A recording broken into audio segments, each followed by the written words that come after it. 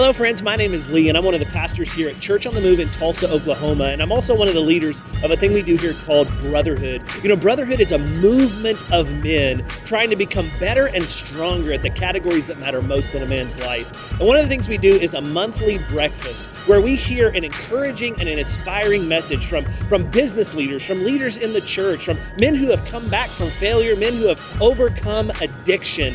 My hope is over the next few moments, as you listen to this message, you will be encouraged and challenged to become the man that God created you to be. Let's jump in. Well, good morning. Man, this room is full all the way to the back. And I just want to say this, and I know Brian wants to say some things too. My name is Lee, this is Brian, and thank you.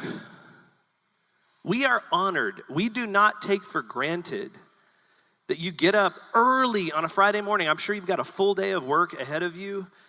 We're honored and we're humbled that you would take the time to be here. And I know you're not just here to hear what Brian and I have to say. I know you're here to connect with this brotherhood, but it is something very, very special. And I just want to say thank you. I know we've got guys in this room from other churches, Battle Creek. I know we've got guys from First Church Owasso. I know we've got guys from Mighty Oaks. I know we've got guys from Hope is Alive. I know we got friends from Cornerstone. I know with a lot of you attend here at COTM. There is an amazing constellation of men in this room. And I just want to say welcome and thank you so much for being here. You want to add to that at all? You nailed it. Okay. I'm just going to fight to get a word in today. I know my best friend's got a lot to say. Story of our lives, right? It is. Hey, there are some guys in the room I don't know. And I do think, man, I look out, I see so many familiar faces. My dad's here, mentors, mountain men guys, like you said. But for those that don't know us, let's at least tell them a little bit about who we are. Lee and I met about 34 years ago as sixth graders. Yep. And, you know, quite a bit of a journey in there. We're going to get to share a little bit about that today.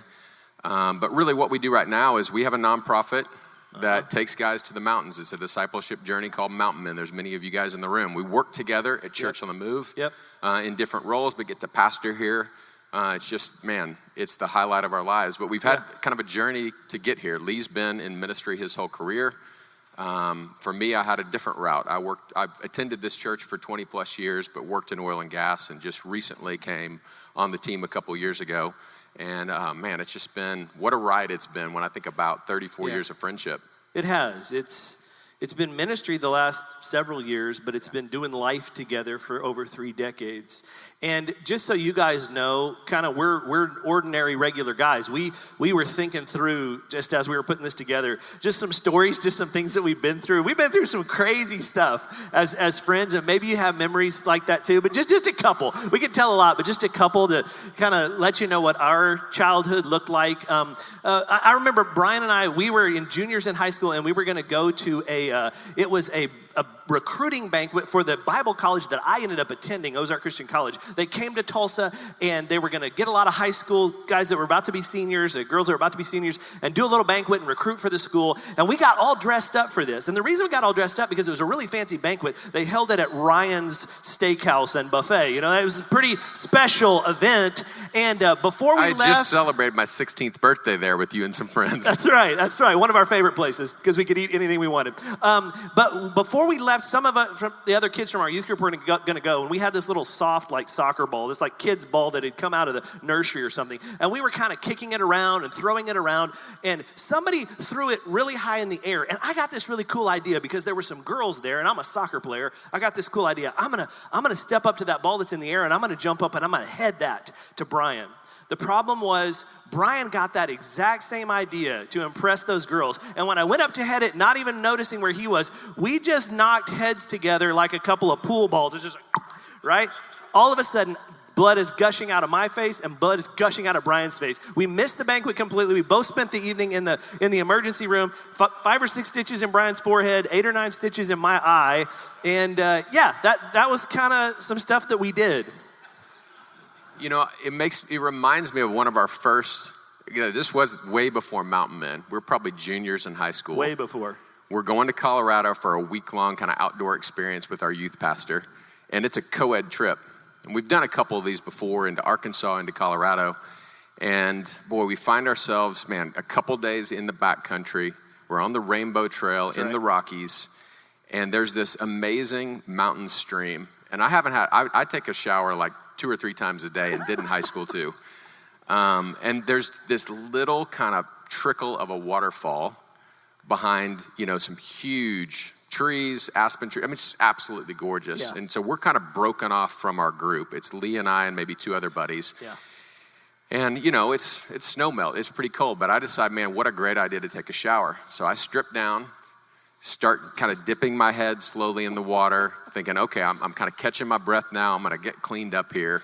Yes, let me just take this story over right here. So I'm down at the stream pumping water, like you have to pump and purify water. And my 2 closest friends, Brian and Derek, have gone up the stream kind of out of view because there were girls on this particular trip. We went as a youth group and there were some girls on this trip. So they wanted to get up there if they're going to take a shower so nobody see them. And I'm just down there pumping water. And when I hear a commotion, sounds like a bear coming through the forest.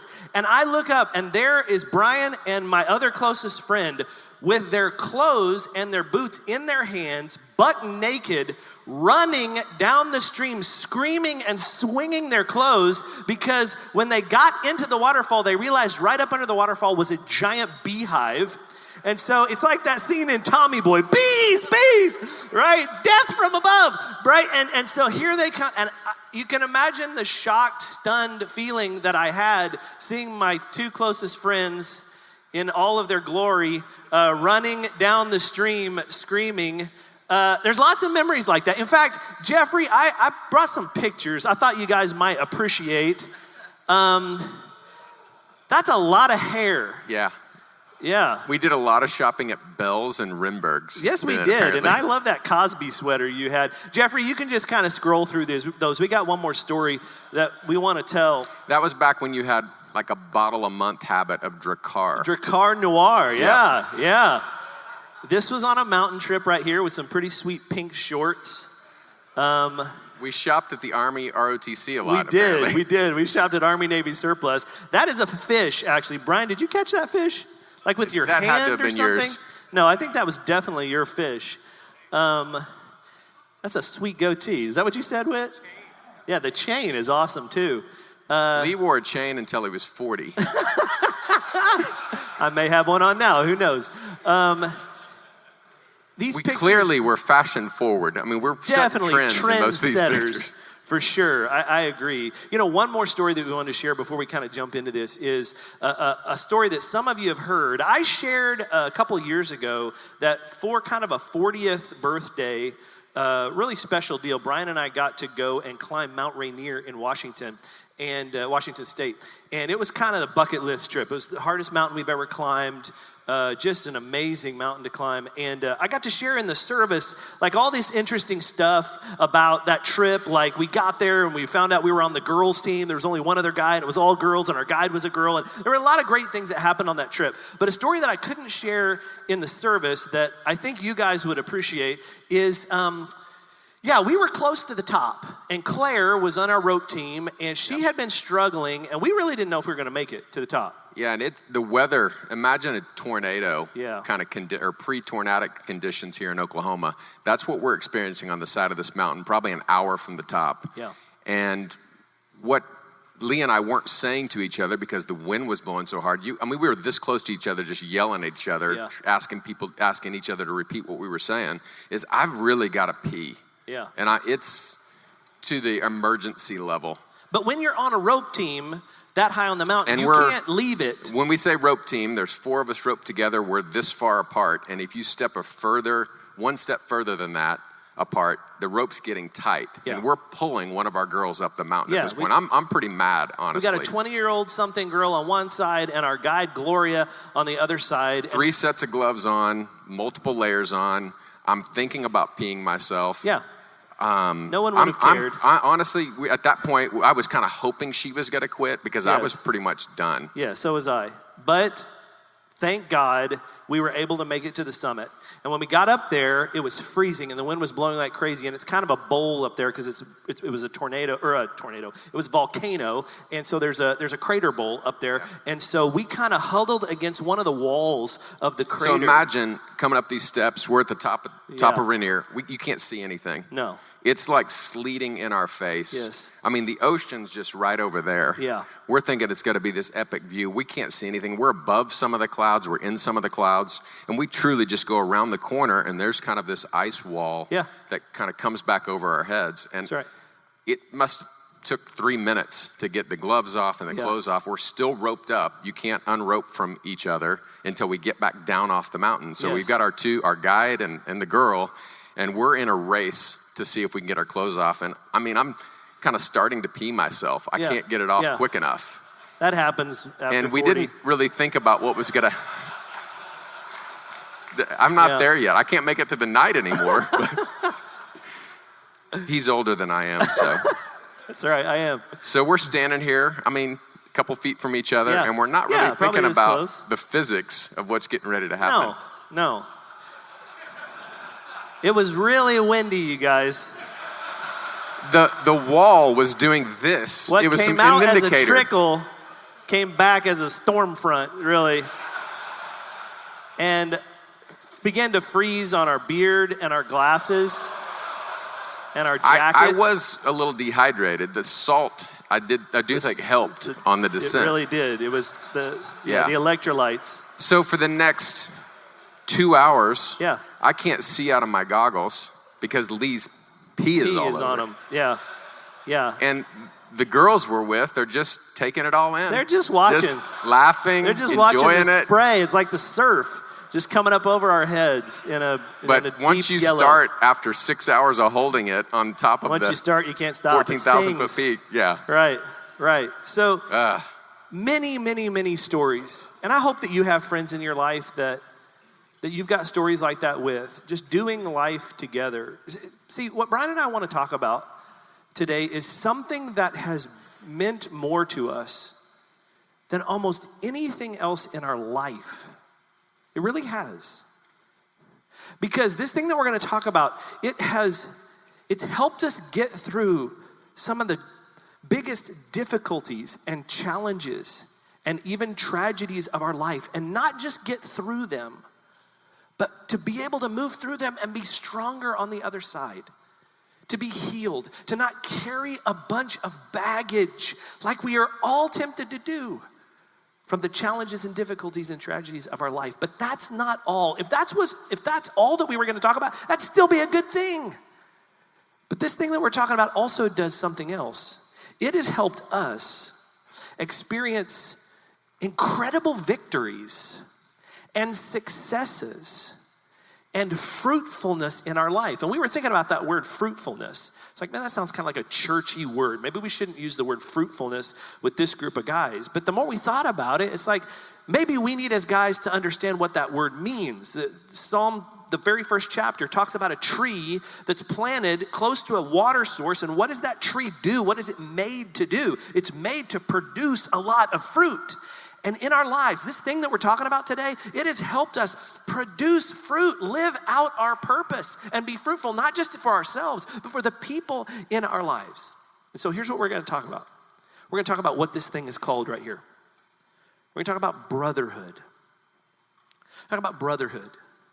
And I am convinced that there is not a single man in this room who would not benefit, who would not be richly blessed, who would not be helped through the difficulties and tragedies and helped to succeed and have victories without a good brother or a brotherhood around you to help you move in that direction. But we kind of guess that there are kind of three different groups of guys in the room. Yeah, I know there's one group in here because there's many of you I know that value this just like we do. Yeah. You know, it's a virtue, it's something it. significant to you. You've seen the benefit of it. But I think there's another group in the room that we are hoping to also speak to today. Not just encourage those that value this, but you want this and you don't have it. And I hope you can glean some things from a few stories we share and maybe some tips we share to figure out how to crack the code of having close male friendships, a brotherhood. But the third category may be the toughest category to speak to, and that is, and I've been there, we've been there, Yeah. I'm doing pretty good on my own. Yeah. I'm guessing there's a few guys in the room that feel that way, that you're crushing it. You've got the family, you've got the car, you got the house, you're succeeding at work, and you're doing pretty good. Yeah. What would you say about that? Yeah, we get it. We get it. We've been there. And the truth is, you can do pretty good on your own. There's a lot of alpha males in this room. There's a lot of talented men in this room. There's a lot of entrepreneurs in this room. There's a lot of hard workers in this room. And the reality is, you can do pretty good on your own.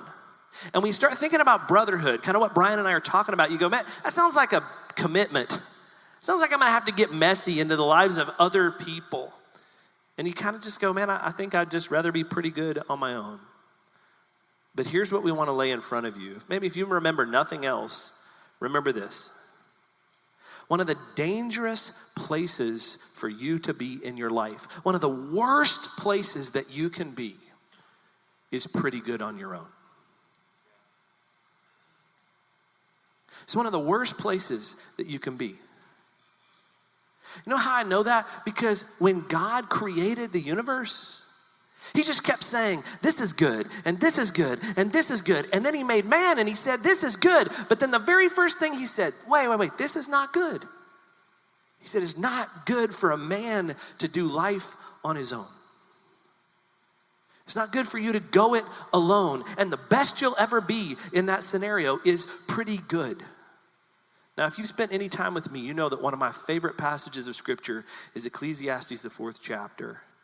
And we're going to unpack that a little bit today.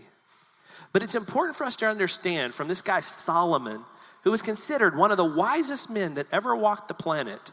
He has a lot to say before we get to chapter 4 in the book of Ecclesiastes. Yeah, I think it's interesting when you read Ecclesiastes. Now, step back, I'm not preaching a sermon here, but just go with me for a second because I think this is helpful. We've got a significant biblical story. We're not just looking at Ecclesiastes saying, man, here's a key verse to use today. And here's why I say that. Man, in the garden, Adam and Eve made some poor choices. They didn't lean into the wisdom of God. And I think we have a lot we can learn from Solomon. So we're kind of in the arc of this biblical story when you get into Proverbs and Ecclesiastes and really the books that Solomon's credited to writing. And so one, you've got this wise king that let's just say is leaning into godly wisdom like Adam and Eve didn't. Yeah. But you've also got a little bit of a picture of Jesus in Solomon for a season. He brings an amazing level of peace to the Israelites. And there's some success in his kingdom, but he falls into self-deception. And the tricky thing about self-deception is you can't detect it yourself, right? Or it wouldn't be called that. Yeah. You're going to need some outside perspective. Right. And so, we don't see at the end of Solomon's story this kind of recap of Solomon was a great king, Solomon was a bad king. You're kind of left with this tension of Solomon, son of David, has wild success, has unlimited resource, has unlimited women, has unlimited peace in his reign. But it's interesting, in Proverbs you see him talking to his sons, but fast forward to Ecclesiastes, the first 3.5 chapters are really Solomon at the end of his life talking about life's a vapor. It's meaningless. Life throws a lot of challenges at you. But it's peculiar, I think it's fascinating that you get to chapter 4, verse 9, and there's a little bit of a different story there. The story turns for Solomon. And what's interesting about those first 3 chapters is, do you know what Solomon says is meaningless? The chasing after the wind? He lists a bunch of the things that most of us in this room chase. Solomon had power. He was a king. And with all the power that he had, he just went, I'm empty still. Solomon had women, more women than I think any man would ever even want to begin to handle, right? Total choice with women. And he said it was meaningless, it was empty. He had wealth. All these things are the things that we chase. He had respect. And yet he keeps going, why? It's not what I thought it would be. And the thing is, some of you in this room are old enough, you've been chasing those things and you've taken a hold of a lot of them. And you're still saying, is this it? And then there's this turn. Actually, in chapter 4, verses 7 and 8, right before the 9th verse, you know what Solomon says? He says, I see this man and he's working hard. He's toiling, he's laboring, and he's acquired great wealth, and it doesn't make him happy. He's discontent. And he asks the question, who am I doing this for? Why am I doing all this? And I'm not enjoying life at all. And he says, this is a pointless business. But then, chapter 4, verse 9, and the whole story turns. And I want you to look at this on the screen with me. Finally, Solomon says something is pretty good. 2 are better off than 1, for they help each other succeed. If one person falls, and you will, the other can reach out and help. But someone who falls alone is in real trouble. Likewise, 2 people lying close together can keep each other warm, but how can one be warm alone? You know, in this whole passage, that's the part that kind of makes me the most uncomfortable. But the reality is, Been there. That's our story. We've been there. It's one of those stories that when you're in the moment, you say, let's never speak of this again. And now we're talking to 400 guys about it. Brian got really wet on a mountain trip, and he was entering into hypothermia. He was shaking uncontrollably, and we had to get in the tent and snuggle in order to warm you up. So as much as I'm uncomfortable with that line, it's real, it's true. It's how you sometimes have to survive, and you can't do it on your own. Look what's next. A person standing alone can be attacked and defeated, but 2 can stand back to back and conquer. 3 are even better, for a triple braided cord is not easily broken. Yeah, hear us out. We're not saying brotherhood is the only way to get this. Right. But boy, is it a valuable way to accomplish this. Yeah. And what we're hoping you hear today is, man, we want you to have a strong marriage. Yeah. We want you to have strong family ties. You know, there's a lot of different ways to be a 3-stranded cord with God and another person. That's right. But boy, the value of having brothers, and this isn't just about our story. Yeah. I mean, what we're doing here at Church on the Move, what's happening in Mountain Men, I mean, that's way beyond a couple people. I mean, it's a brotherhood among many brothers. Yeah. And so what we're going to elevate today, I think, is really just this idea that, man, this is extremely valuable to us, and we want to share it with as many people as we can. That's right. So today isn't like a gospel presentation, though I think the gospel is all through this. It's really Brian and I wanting to have an ongoing conversation, because this is a conversation that we've been having for a long time, and this is a conversation we're going to continue to have. It's a conversation that Johnny and Mark have been having, and so many of you have been having, and there's so many people in this room that Brian and I go to for help and advice more than we do each other. I mean, we go to each other a lot, but like there's some of you in this room that I seek out even when I don't seek out Brian, because this is a brotherhood, and I know he does the same. And so here's what we're doing. This is an invitation into something that we value, something that we have seen the benefit of in our lives. And like Brian said, you can have this Ecclesiastes 4 kind of relationship with your wife. 2 are better than 1. That's true. But what we found is there are certain things that having a brother in your life brings you that almost no other relationship can. I didn't have a brother growing up. I had an older sister. Brian didn't have a brother. He had 2 younger sisters. But we have gotten to experience true brotherhood because we share the same heavenly Father, and we are sons in that family. So we are brothers, and it has made all the difference. Here's something I want you to see. Pretty good on your own is 2 things. It's a dangerous path. There's a bunch of you in this room, and you know it. You're pretty much doing life on your own. You know it. You have been for a while. You've had to. Building that business, trying to get ahead, you didn't have time for relationships. You had to keep your head down and keep working. But where has it gotten you? This is a dangerous path to take. Life on your own. But here's the second thing. It can also hold you back from all God has for you. It's not just dangerous that it might take you into trouble, but it can keep you from going and becoming and producing and realizing what God has for you. And so we want to invite you into something that we hope can help with that. Let's throw this next slide up here, Jeffrey. This is kind of what we've been talking about. This is just life. It doesn't matter whether you're following Jesus or you're not at all, you're gonna experience both of these. You're gonna have some victories and some successes. You're gonna produce a little bit of fruit in your life, and you're also gonna have challenges and difficulties and tragedies. Let us be very, very clear. If you get plugged in with a great group of guys, you're not gonna avoid those things on the left. You're still gonna have them. In fact, it's having a brotherhood where that becomes really important to have a brotherhood when you're going through those kinds of things. I know it has for us. Yeah, I remember, kind of how we met was kind of on the difficulty side of this. Yeah. I came home. My sisters are 5 years younger than I am. Was in 6th grade. And remember getting off the bus kind of in front of our house that day and seeing my dad's car in the driveway. And I'm thinking, wow, best day ever. My dad was in sales, traveled a lot, worked a lot, had to work a lot. But I thought, man, home early, this is going to be fun. What are we going to do together? We're going to shoot baskets in the driveway. We're going to do something. I walk in the house, go around, into our dining room, go around the corner to the living room, and man, I'd never had any difficulty. I'd had an incredible childhood. Like think Sandlot, running around the neighborhood, just not a care in the world. But the heaviness when I walked in and saw my parents sitting there was tangible. Even as a 12-year-old, I didn't know what it was. I thought maybe someone had died. Maybe this is what that feels like. And my dad, sitting right down here, just breaks the hard news to me and says, man, your mom and I are getting a divorce. And the shock for me, as you can imagine as a child, you're not emotionally prepared for that.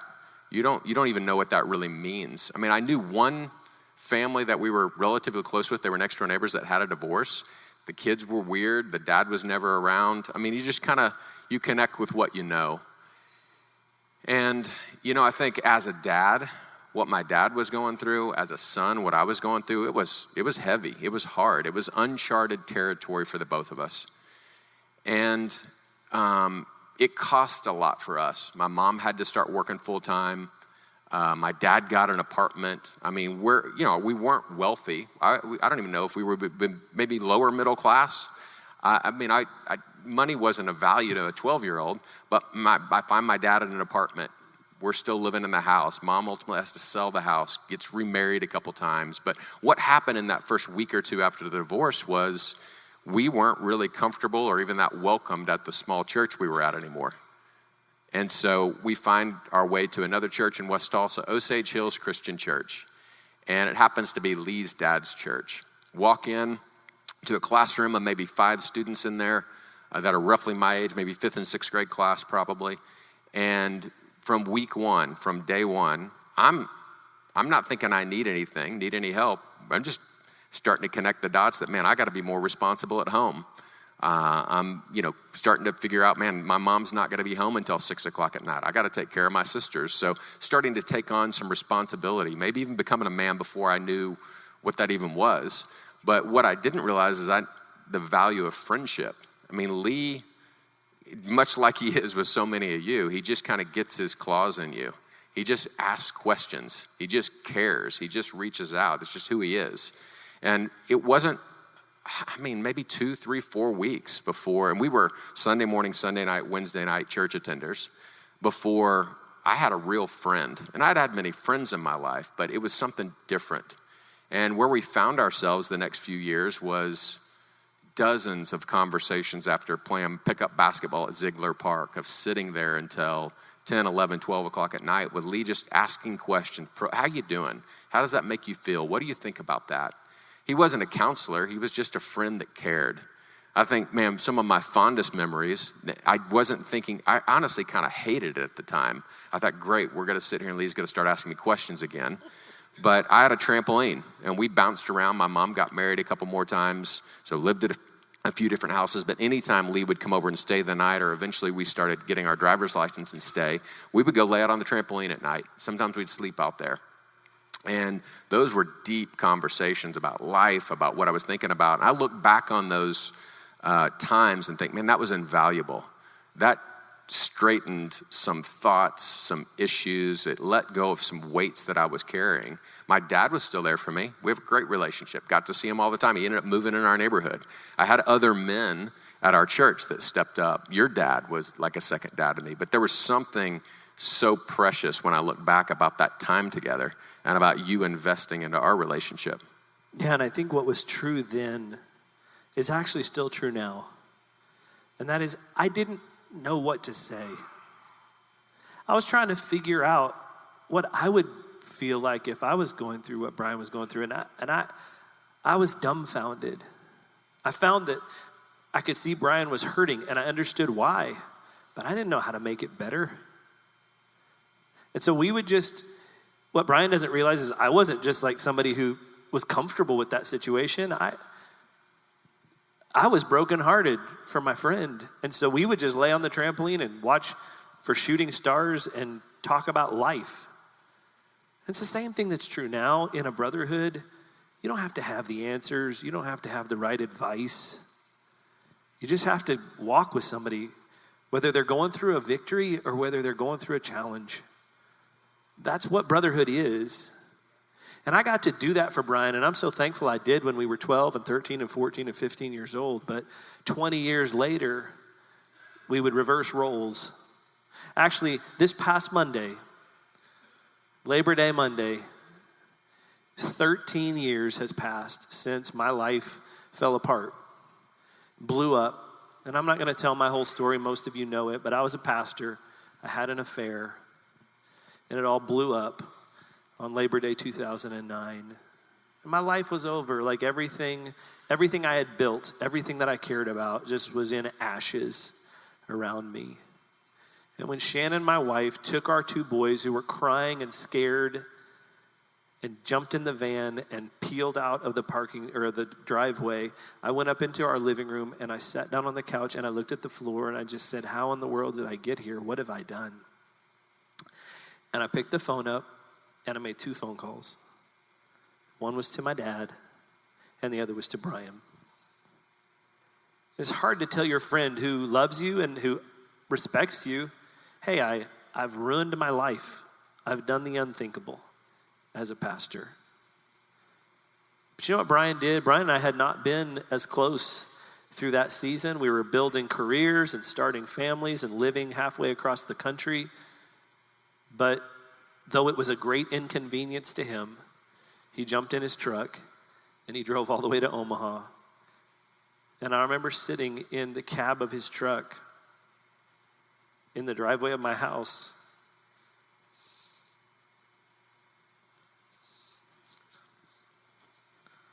just feeling like my life was over at about 33 years old.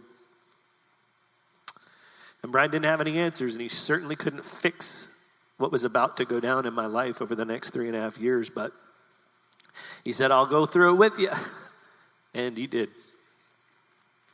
And I tell that story because if I couldn't have made those 2 calls, I know for a fact I would not be sitting here today. I know it. I don't think I'd be married. I don't think I'd have a great relationship with my 2 sons who are sitting right here. But because I could pick up the phone and make that call, because I had a true brother, I was able to go through that tragedy, that shipwreck in my life. I think no matter where you are in life, whether it's something external that happens to you that you never saw coming, or whether it's self-imposed and you do it yourself, no matter how much success you have, there's got to be challenges and troubles in life. Yeah. And I think this is the slippery slope of where we see pretty good alone kind of falling apart, or maybe not working or becoming meaningless. I think any of these stories, and you guys have your own, we have many more we can share, but when you go from having some success, which at that point, we'd been 5 years kind of distant from each other, just talking a few times a year, building family, like you said, building career, having success. But boy, you fall into that bucket of challenges, difficulties, and tragedies. Yeah. It's really easy to slip even further and kind of get stuck. There's a pull. So Jeffrey, throw that next slide up here. There's a pull. Because if you're pretty good on your own, you're doing life on your own, you can start up here on the upper right. You can still have some victories. You can still have some successes. But there's just this pull when you're all by yourself, when you're alone. The enemy has been doing this for thousands of years. He's got good schemes that work. And it begins to pull you into challenges, into difficulties, into tragedies. They happen to all of us. And he leverages those. He seizes on those opportunities. And look at those things that come out of that. When you're doing life on your own, those things can turn into addictions because we're just looking for something. that takes the edge off, just something that makes us feel a little better. And some of you in this room, you are struggling with alcoholism right now. You know that you go home every day and drink a little too much because it takes the edge off of the challenges and the difficulties and the tragedies that you're dealing with. Maybe you're looking at porn way too much. Maybe you can't shut it off. Maybe it's some other substance abuse. Maybe you never have enough. Broken relationships come when we get pulled in this direction. Failure, anxiety. How many of you in this room, don't raise your hand, are frustrated? You're asking yourself, why am I so frustrated? Why am I so angry about my life? Solomon was talking about that in Ecclesiastes. You can do the thing that you thought you wanted to do and still be frustrated. There's anger and emptiness. We talked about this last year, but men in our world are far too passive. We just kind of take a, who cares? What difference does it make? Kind of an attitude. Depression, and even loss of faith. I mean, without telling the whole story, you went through a tragedy that really challenged your faith. You know, it doesn't matter how much success you have. Yeah. I think when those tragedies come, it can make you question everything. Yeah. And I know, at 30, we lost a child in the hospital holding our first daughter, lifeless body. I didn't even mean to get off on this today, but just remember thinking, God, where are you? Like, I've seen this blessing. My salary's tripled in the last 5 years. My kingdom's growing. I've got a family. I've got 2 boys. I've got a wife. I'm saving for the car I've always wanted. I mean, like, I'm plugged in at church. Like, I'm doing all the things. Where are you? This can't happen. Yeah. And just kind of in that struggle, if you will, or that kind of tension of, man, what is life about? Asking big questions. God, who are you? What am I supposed to do with the rest of my life? How do I move on from here? Yeah. And what's great is there is good news. Yeah. We don't have to get stuck in those things. That's and right. I do want to kind of switch to the next slide because I think the way of Jesus, and this is not just friendship outside of Christ. The way of Jesus is there is meaning to both the right and left side of the life chart Lee's put together here. That's right. I mean, through the difficulties, you don't have to get stuck. And through the victories, they can have even more meaning than just, man, I've accomplished something I set out to do. If alone, the way of the world and the enemy is pulling you in that last slide's direction with brothers who share the same purpose and discipleship with Jesus, it can pull you in this direction because you're still going to have the challenges and the difficulties and the tragedies, but it can pull you through those in a healthy way to victories, to successes, to fruitfulness, and that comes through courage. I'm always have more courage and boldness when I've got somebody with me, somebody who has my back. That's what Solomon was talking about. And there's a multiplication. I want to talk about that in a minute. Opportunities come whenever we're connected into brotherhood. Joy and deep satisfaction and meaningful relationships, not just among your brothers, but I have found that my relationship with my brothers has enhanced my relationship with my wife, with my children, because they're helping me become a better version of myself. And then the capital L life is what I call what Jesus said in John 10:10 when he said, I came to bring you life and life to the full. Not just life like someday you're going to go to heaven and not have to be dead. No, life to the full right now, abundant life. Brothers help you walk into this. So if you go by yourself, you're going to be pulled. Can you still be pretty good on your own? Yeah, for a little while. But you want to be more than just pretty good on your own. You want to thrive. You want to have successes and victories that last, that impact more than just your own happiness and just your own life.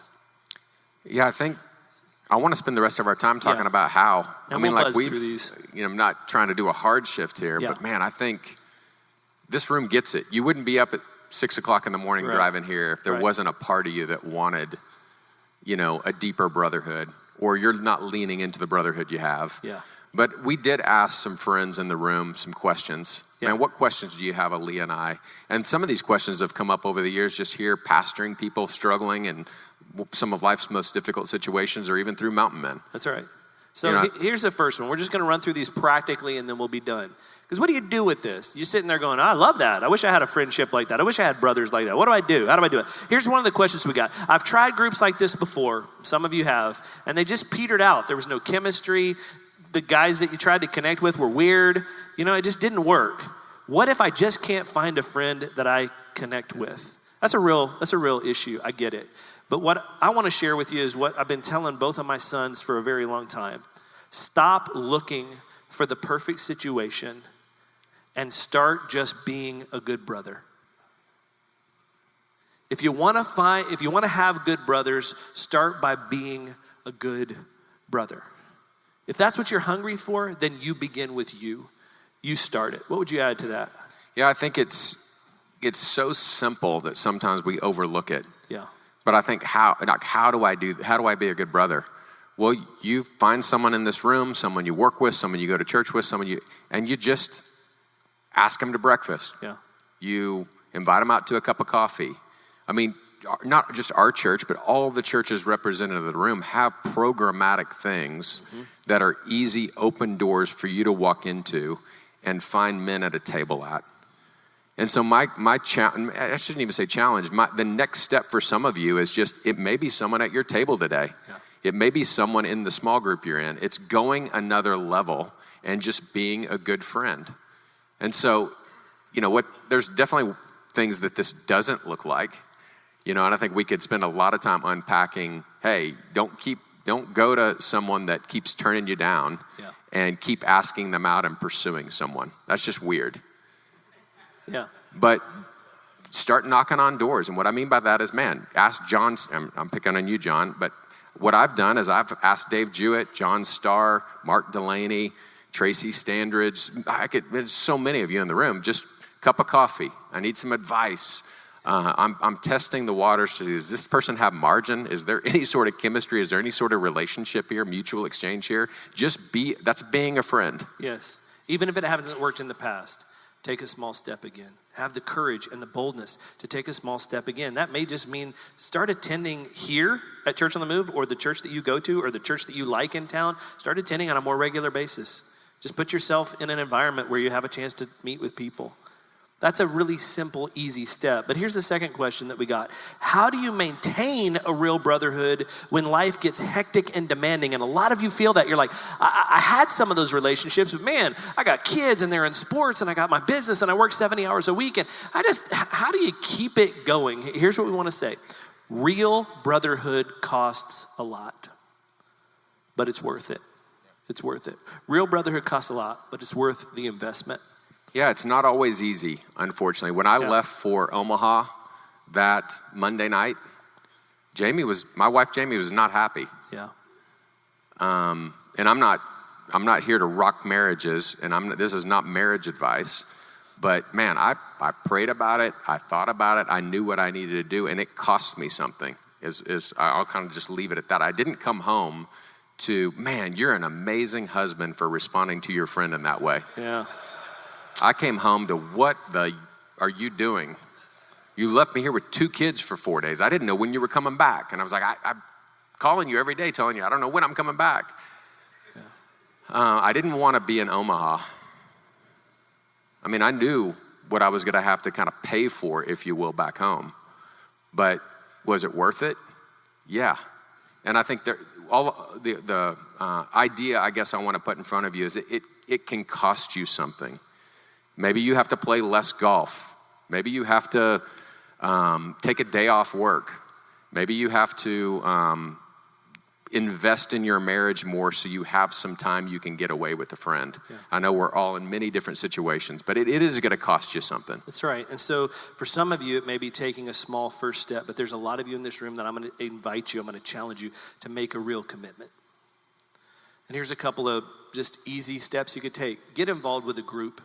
We got a lot of them here at Church on the Move. In fact, we're in an onboarding season of groups. And we've got some great brotherhood groups. We've got a Year 1 degree group. That's a way you can discover your purpose. We've got a Katheros group, which is if you're struggling with sexual temptation or porn addiction or anything like that, come. We have declared, our pastor Witt has declared war on porn around here. And so we don't whisper about porn. We say, hey, get in Katheros and start finding freedom in this area. You can still jump into Katheros. That happens on Tuesday nights. But the biggest thing that we want to invite you to is a Wednesday night mid-sized group that's happening here at this location over in the WGM building, and it's called Fathered by God. Brian and I are teaching it, but really it's going to be minimal teaching and a lot of discussion around this book by John Eldredge. Guys, we don't have time to unpack what's great about this book, But trust us, anybody that fully reads the book and engages in the discussion, you will be changed by this experience. And so if you're looking for a step to take, if you want to make a commitment, if you want to make an investment that starts pulling you in the right direction, this would be a great one. Right there on your table, there's a QR code on the sign. If you hit that QR code with your phone, the camera on your phone, it'll take you right to the sign up for Fathered by God. I don't know how to say it more clearly. I've been saying it on the stage in there. I'm going to say it on the stage in here. What are you waiting for? Stop being pretty good on your own. Come and join us in this. There's already 145 guys that have signed up for this. We've got room for some more. Come, be a part of that. You can do it right now as we finish this up. Lastly. Last one, and let's maybe we can tie this out with maybe our story instead of just spending a lot of time unpacking this. But when Lee and I started our friendship, I desperately needed a friend, but we were fiercely competitive. Yes. Sports, girls, leadership, popularity, whatever. Yeah. But he was a friend, but our friendship was probably 20% complementary and 80% competition. Yeah. You know, I think when I think about, and you can go ahead and just bring it to slide 3, and we'll just kind of go ahead and put the question and the answer up there because we're short on time. Whenever we started chasing God-sized dreams, God-sized vision, all of a sudden, I don't have a competitor. I need a friend. Yeah. So when I'm struggling with something and when I'm chasing God-sized dreams, I need his gifts, his talents, his resources to go catch that, to go achieve that. We experienced that in church communities. We experienced that on mountain men trips. I experienced that with really close brothers I work with down at this table here at Church on the Move. We're going off something way bigger than one of us can do with our gifts and talents. And I think back to those moments on the trampoline. You know, those were investments. I needed that. I needed an outlet to process some feelings that I wasn't verbalizing. Yeah. But it didn't stop there. There was kind of more to the story. There was. And 20 years later, I think about being in the truck of Brian's car in my driveway and being 100% convinced, guys, hindsight's 20/20. When you're in the middle of something, it felt like life was over. And for all intents and purposes, in that moment it was. Been such challenges and crisis and tragedies. But you know, 6 years later, I remember so clearly, we were in that same truck and we were driving back from Colorado and we both realized God is up to something with us taking these guys to the mountains.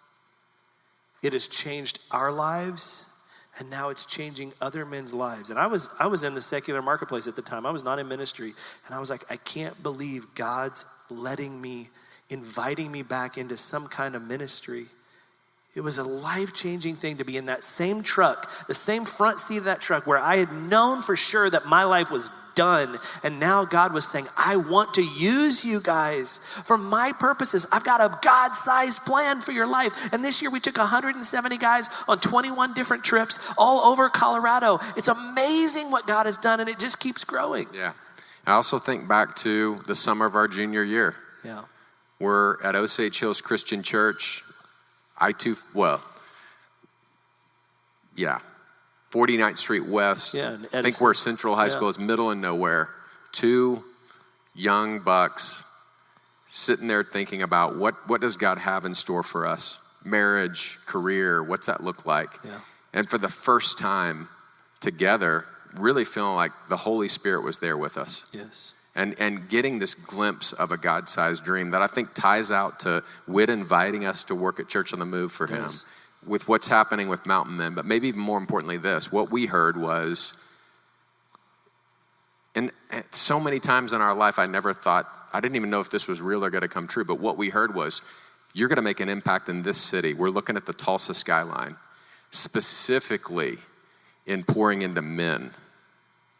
Yeah. So we're 17 years old, getting a glimpse of what God has in our future, going through challenges and struggles, years where we weren't really that close. Your life exploded thinking you're never going to get in ministry again. And then as we're thinking about this week, we're thinking, man, to some extent today, that vision, you're here. Yeah. It's true.